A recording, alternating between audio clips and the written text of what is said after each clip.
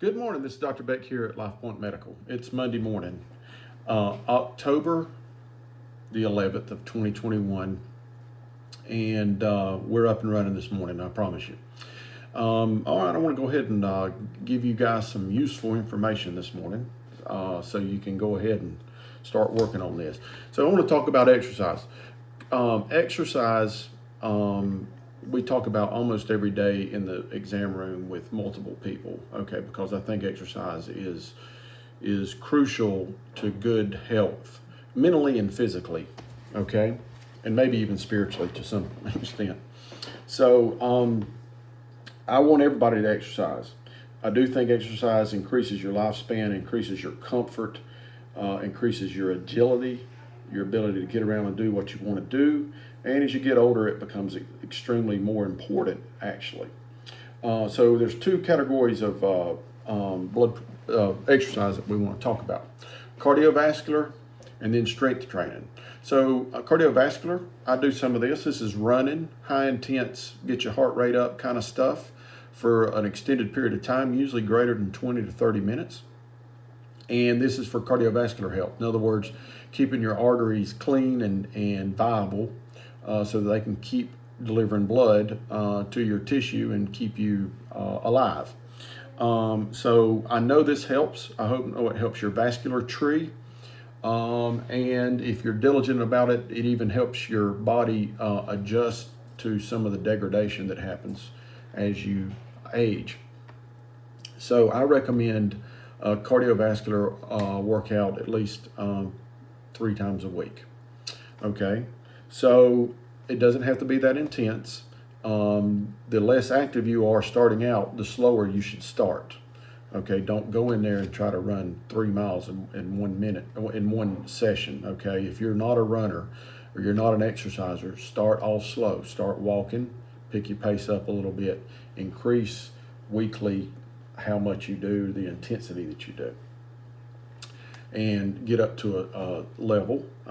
I will tell you that if you're not sweating, you're probably not doing anything too good for yourself. You got to be sweating a little bit, okay? So that's cardiovascular, running, rowing, brisk walking, stuff like that. Climbing mountains, that'll get your heart rate up.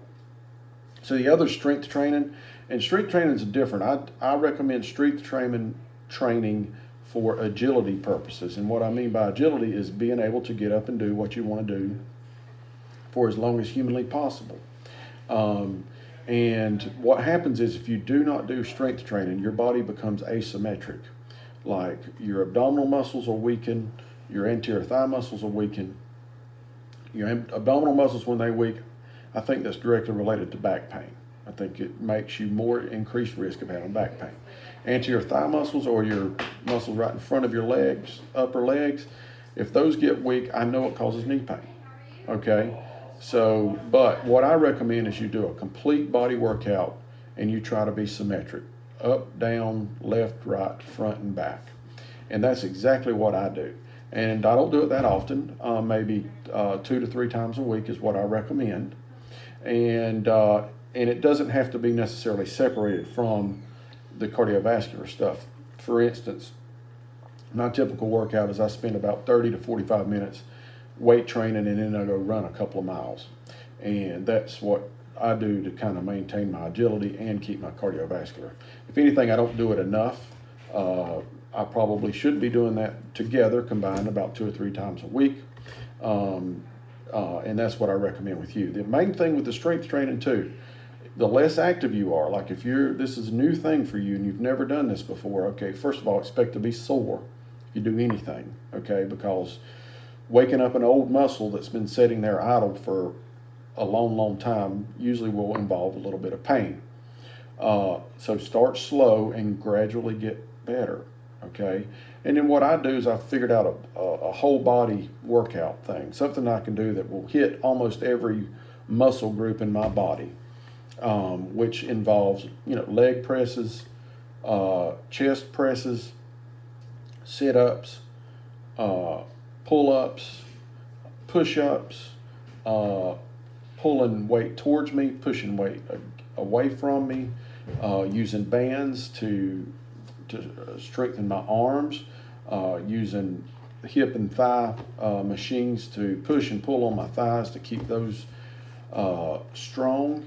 And I have this routine that I go through systematically. I usually do it twice, in which I am changing muscle groups with every little station that I do. Like if I do my arms on one machine or one thing, I do my legs on the next. If I do my legs on something, then I do my arms or my mid-abdomen or something else. So you mix them up a little bit so you've got a complete circle when it comes to improving your agility of your overall health. Remember, start slow. Slow, slow, slow. Slow and steady wins the race on this kind of deal. But anyway, that's my educational benefit for you today. As far as COVID goes, 2,048 cases, no more reported deaths, thank the Lord. It's still around. Keep looking after it. Keep yourself safe when it comes to that stuff. Otherwise, we're open and we're running good today, and we hope that we can help you if you need us, okay? Have a great day, and thank you for listening.